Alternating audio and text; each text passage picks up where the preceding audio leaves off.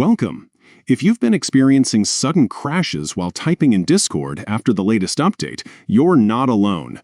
Many users have noticed that Discord can freeze or close unexpectedly, especially when typing messages or using certain features in the chat box. Today, I'll walk you through a simple fix that can help you get back to chatting smoothly. First, make sure your Discord app is open on your PC. Once you're in, look to the bottom left corner of the window. You'll see a small gear icon next to your username and avatar.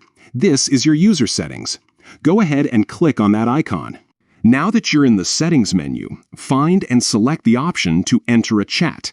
You can do this by either joining a server or opening a direct message with a friend. Once you're in a chat, focus your attention on the text box where you usually type your messages. Here's where the magic happens. Just below the text box, look for the options related to message previews.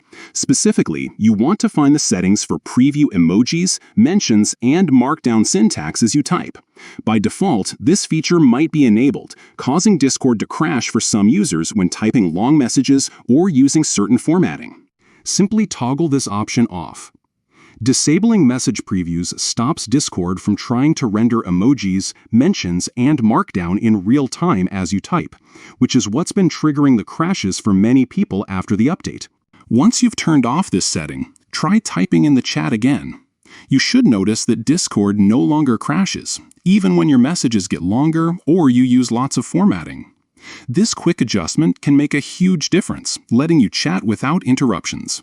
If you continue to experience issues, consider restarting Discord or your computer, but for most users, disabling the preview feature in the text box resolves the crashing problem right away. Thanks for tuning in. Enjoy smoother, crash-free chatting on Discord, and don't forget to share this fix with your friends if they're having the same problem.